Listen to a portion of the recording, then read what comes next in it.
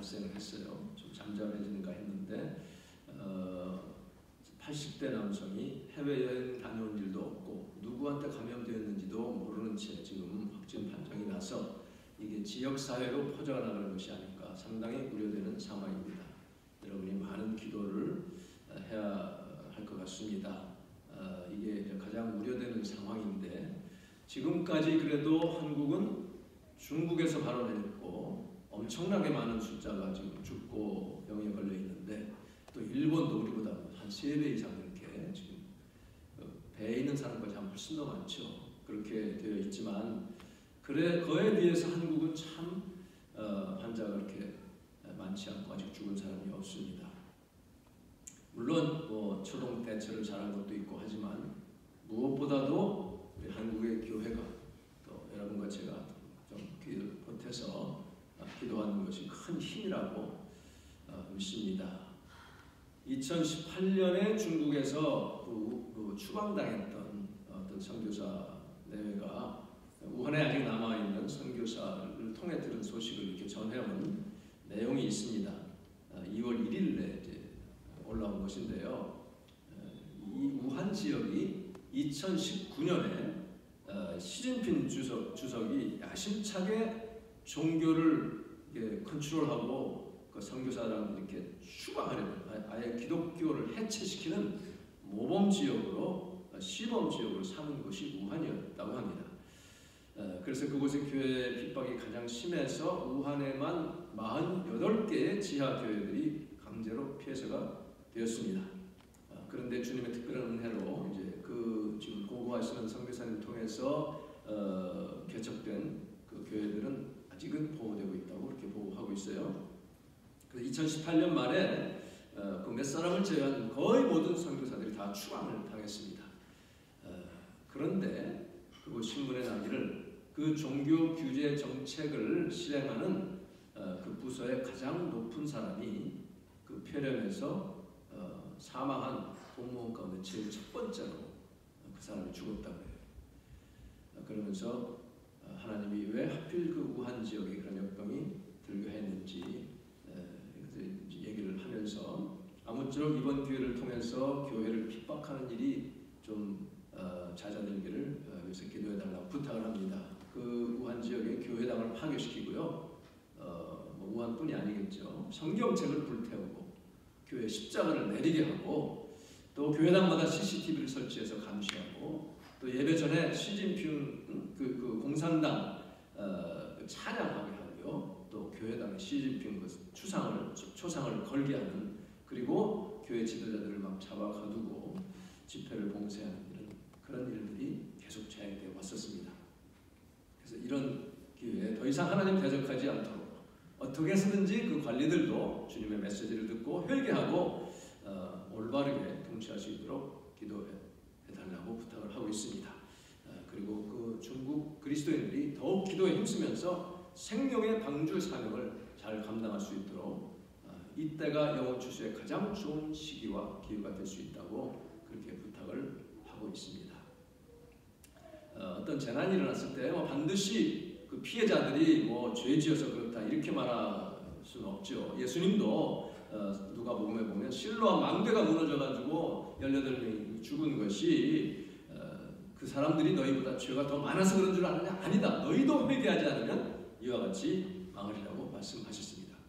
그래서 우리는 이 큰 재난들이 일어날 때마다 항상 겸손하게 우리 자신을 돌아보아야 됩니다. 그리고 정말 3가지를 우리가 마음에 새겨야 돼요. 첫째는 내가 주님 만날 준비가 되어 있는가? 오늘이라도 내가 정말 주님이 나를 부르신다면 내가 하늘나라 갈 준비가 되어 있는가? 두렵고 떨리는 마음으로 이 구원을 위해서 힘쓰는 자가 되어야 됩니다. 우리 주님도 깨어있으라. 너희가 그날과 그 시간은 아무도 알지 못한다고 말씀하고 있어요. 두 번째는 이 일을 통해서 하나님이 무슨 말씀을 하고 계십니까? 이것을 우리가 알아야 됩니다. 무엇을 원하고 계십니까? 그래서 우리는 정말 우리 자신을 돌아보고 늘 마음을 늘 준비하고 경건한 삶에 힘써야 되고요. 또 피해당한 사람들을 불쌍히 여기고 도울 수 있는 그런 마음이 되어야 될 줄로 압니다.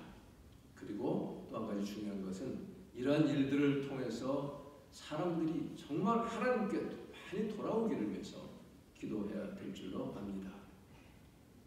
일본은 그동안 참 한동안 우리보다 한참 앞서 있다고 생각을 했는데 최근에는 그 과거의 반인륜적인 그 만행을 전혀 회개할 줄을 몰랐어요. 얼마나 마음을 우리 상하게 했습니까? 특별히 지금 아베 내가 들어와서 그런 모습을 보면서 많은 사람들이 하나님이 살아계신데, 하나님이 살아계시다면 이 그냥 놔두지 않을 텐데 하고 생각을 하고 있었을 것입니다.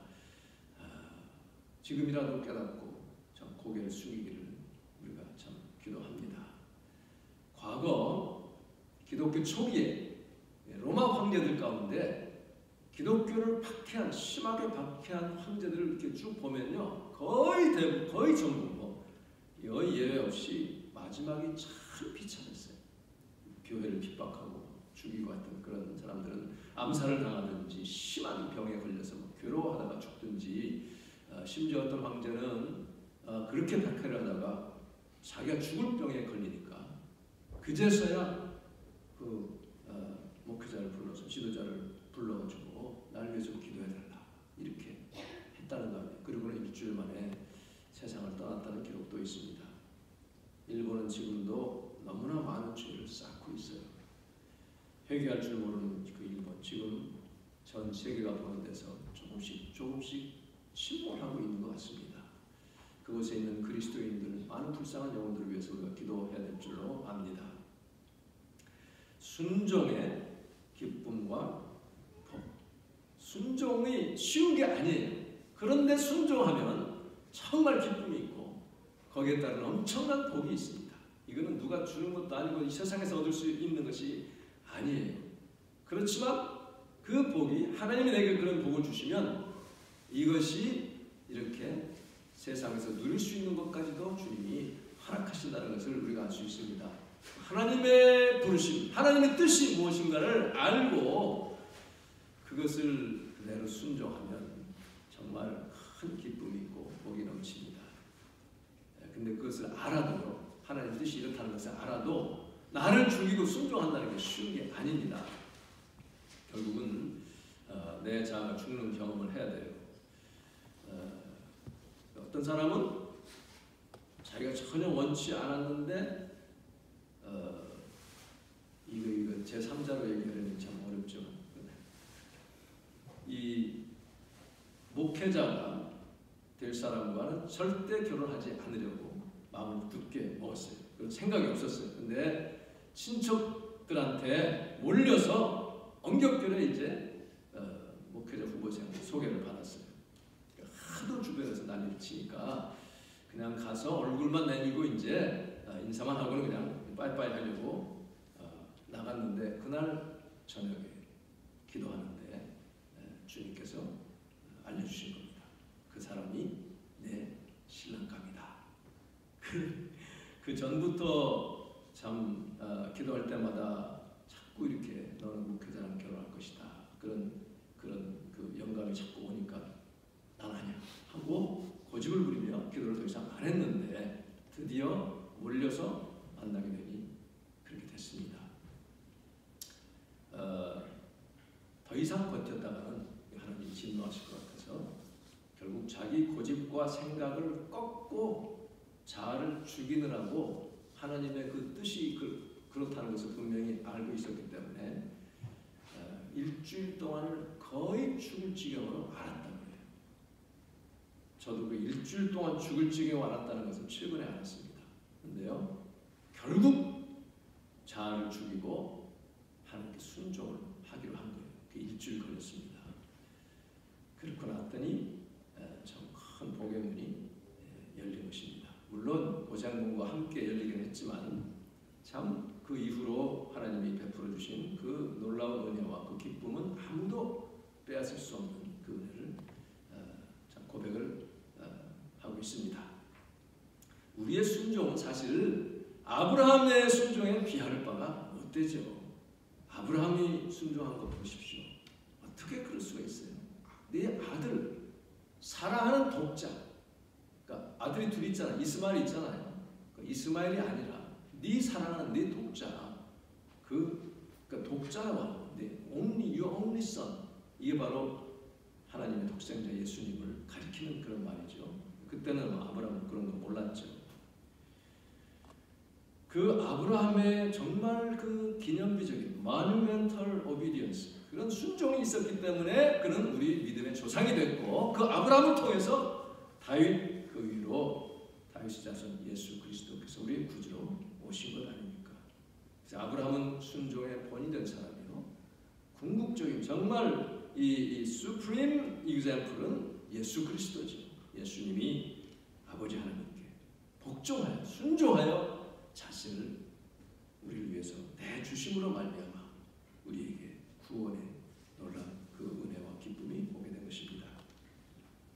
하나님이 그를 시험하려고 부르셨을 때 네 사랑하는 독자 이삭을 번제로 바치라, 태워 바치라 했을 때 우리가 참 많은 질문을 할 수 있죠. 아주 1차원적인 원다이멘셔널 퀘스천 할 수 있습니다. 하나님 약속해놓고 왜 또 이게 말이 됩니까? 또는 하나님이 그런 분인 줄 몰랐어요? 인신제사를 바치라고 하시다니 이건 뭐가 잘못됐습니다. 그러나 아브라함과 하나님의 그 관계는 그런 질문이 이제 오갈 그런 관계가 이미 뛰어넘은 것입니다. 그 단계는 훨씬 지났어요. 한 40년 전에 하나님이 갈대아 우리에서 우상이 가득한 곳에서 지내던 아브라함을 부르셨을 때 그 이후로 그때 뭐라 그랬어요? 히브리서에 보면 갈 바를 알지 못하고 그냥 부르시니까 나간 거예요. 그 이후로 한 번도 아브라함에게 무리한 요구를 하시거나 손해를 끼치게 하거나 그걸 위험에 빠뜨리는 그런 요구를 하신 적이 없었습니다. 그렇기 때문에 아브라함은 지금 하나님이 나에게 무엇을 요구하시는지 거기는 반드시 그럴 만한 참 good reason이 있을 것이다. 합당한 이유가 있기 때문이라는 것을 그는 확실히 믿고 있었어요.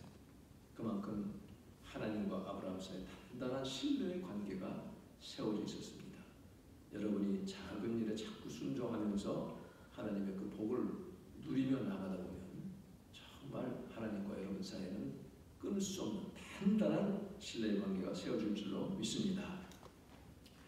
존 비비어 목사님이 순종이라는 책, 영어로는 언더커버라고 되어 있어요. 하나님의 그 날개끈을 아래 순종하면 그렇게 날개끈을 있다는 그런 책인데, 그 인간의 이성이 극도로 발달한 지금 이 시대에 나의 어떤 합리적인 논리 이런 것을 깨뜨리고 하나님 말씀에 순종하는 순종의 논리를 따르는 것이 얼마나 복된 일일까.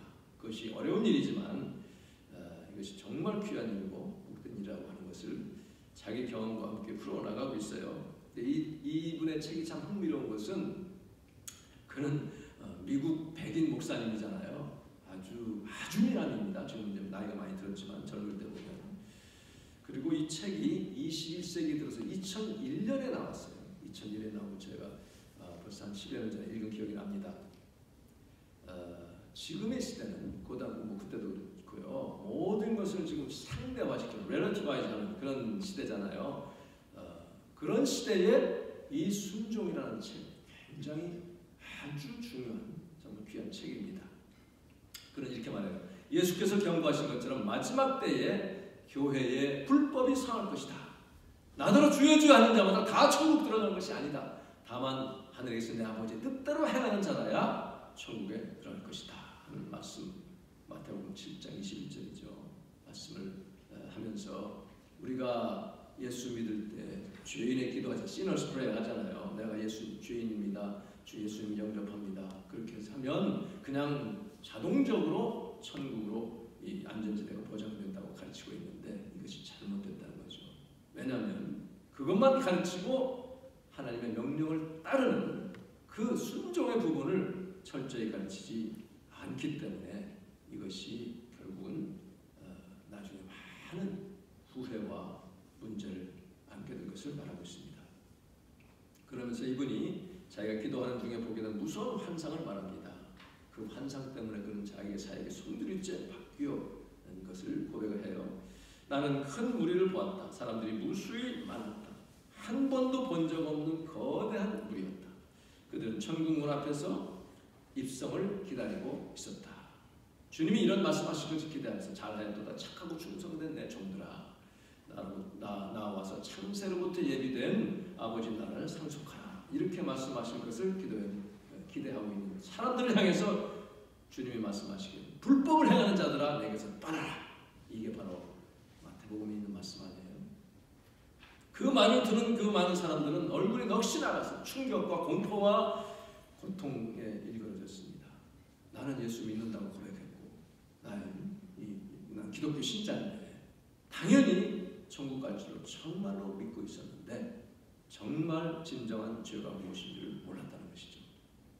천국을 원하긴 했는데 순종하는 마음으로 하나님 아버지의 뜻을 행할 열정이 없었다는 것입니다.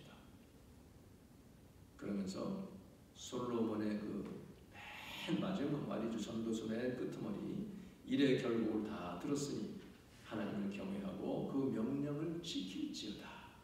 이것이 사람의 본분이니라 하는 말씀을 인용하고 있어요.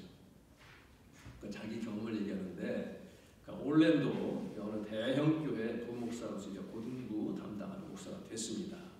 전혀 경험이 없어가지고 루이지애나주에 있는 큰 교회, 그 고등부 현황을 견학을 합니다. 가서 큰 감명을 받았어요. 근데 그 교회 보니까 고등부는 매주 금요일 밤에 100개가 넘는 이 셀 그룹을 만들어서, 가정셀을 만들어가지고 구원받지 못한 청소년들을 자기 집에 초청하는 파티를 여는 거예요.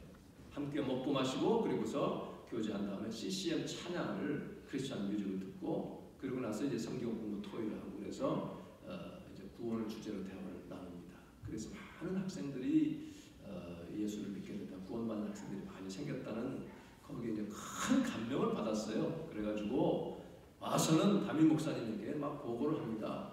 우리 이렇게 한번 해야 됩니다. 파티를 열어서 주말에 해서 안 믿는 아이들 초청해서 해야 됩니다. 좋습니다. 한번 해보세요. 담임 목사님이 허락을 했어요. 격려를 했습니다. 8개월간을 신혈을 기울여서 준비합니다. 고등부 리더들을 뽑고 훈련시키고 만반의 준비를 다 마쳤어요. 다 광고하고. 그 모임 화요일에 했는데, 이제 그 화요일 날 어느 날 이제 한 3주 후에는 엄청나게 많은 구름대 같은 청년들이 모일 것을 기대하고 가슴이 부풀어 올랐습니다. 그 첫 파티를 3주 앞두고 교역자회를 했는데, 담임 목사님이 폭탄 선언을 하는 거예요. 성령께서 나에게 말씀하시기를 우리 교회 방향은 가정셀 그룹을 하지 않는 것임을 보여주셨습니다. 그러니 현재 교인들 집에서 하는 모든 소그룹 모임을 중단하시기 바랍니다. 그러니까 다른 그룹들도 있었어요. 고등부뿐 아니라 뭐 이런저런 그룹들이 많이 있었는데 사실 좀 잘 안 되고 있었습니다. 근데 이 목사님은, 이 비비어 목사님은 고등부 얘기는 아니겠지. 시작도 했고 다른 그룹들은 뭐 잘 못하고 있으니까. 목사님, 고등부는 아니지요? 비비어 목사님, 성령께서 우리 교회 방향이 셀그룹을 하지 않는 거라고 말씀하셨습니다. 이 목사님이 너무나 화가 났어요. 15분간을 그 담임 목사님과 실갱이합니다. 목사님 허락하셨잖아요. 이게 얼마나 좋은 일인지 아세요? 안 믿는 학생들을 구원받는 이 엄청난 이 프로젝트를 왜 그러십니까? 지금 한 몇 달 후면 우리 교회 2,500명 학생들로 가득 찰 수 있습니다. 그때마다 목사님 똑같이 성령께서 우리 교회 셀그룹 하지 않는 것으로 말씀하셨습니다. 더 심하게 말하지 않은 게 다행했어요. 계속 대드니까 너 그러면 그만둬라 할 수 있는데 그 목사님이 똑같은 말만 되풀이하시는 거예요. 집에 와서 막 부글부글 합니다. 그 사람이 어떻게 했는지 알아. 그러니까 그 사모님이 하는 말씀이, 하나님이 당신에게 가르치실 것이 있는 모양이죠. 이 아내도 내 마음 몰라주고 다 틀렸어.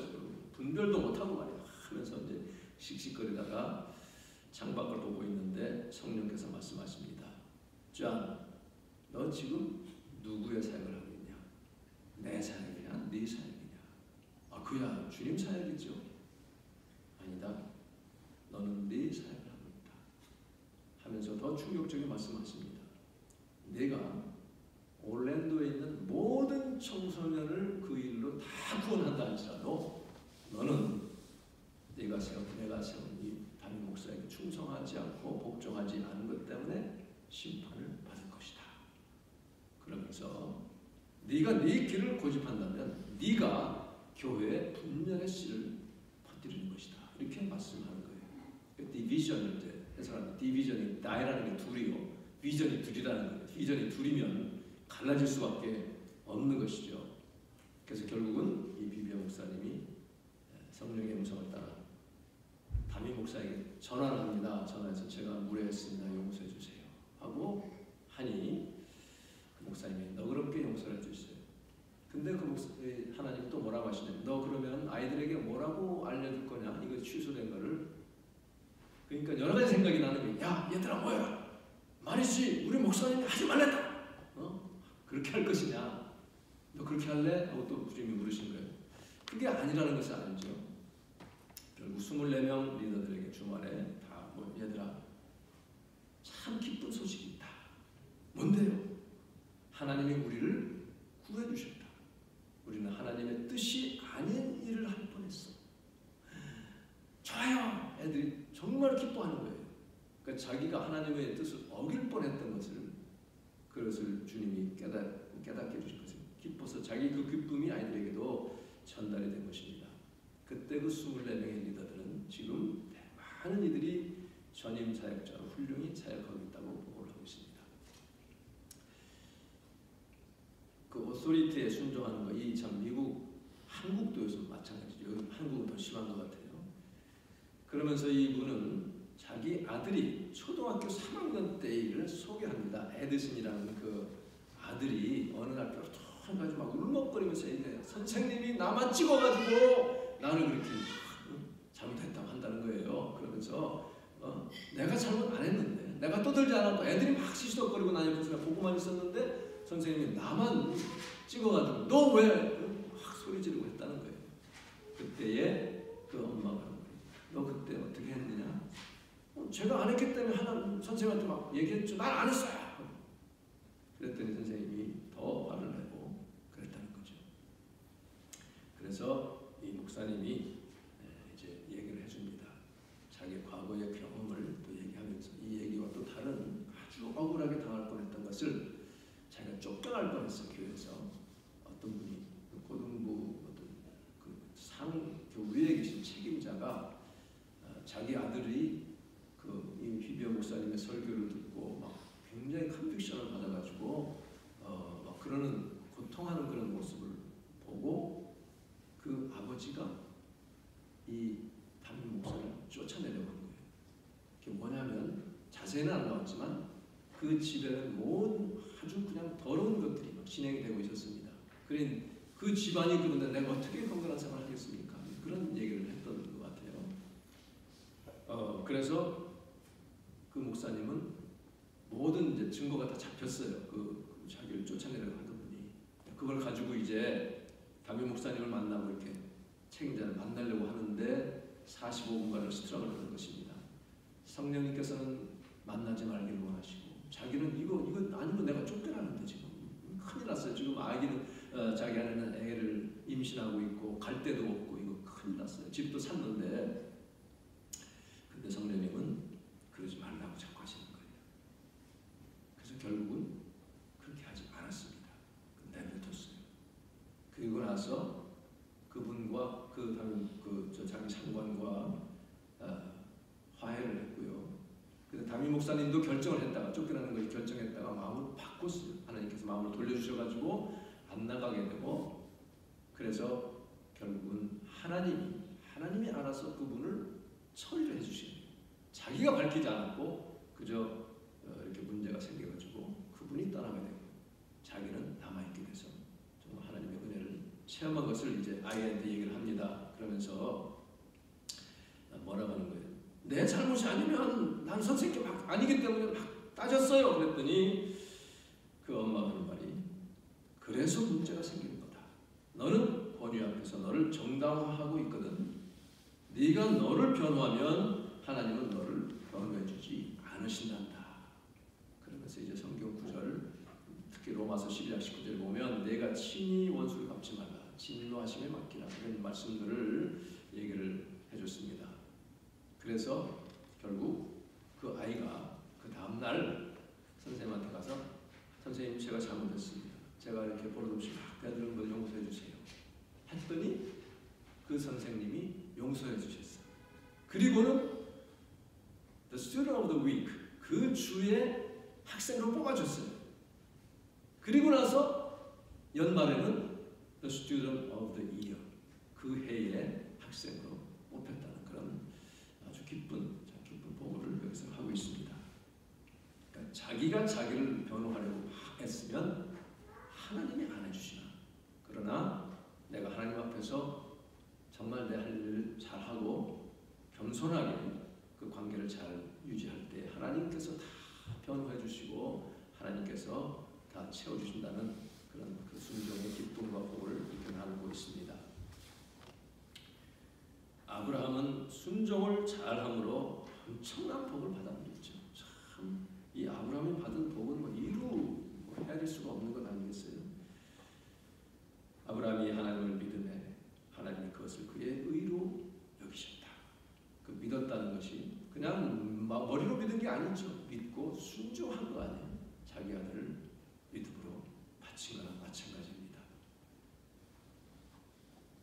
그런데 본문에 안 나온 제가 여기는 뺐지만요. 이삭이 이제 아버지를 따라서 올라가잖아요.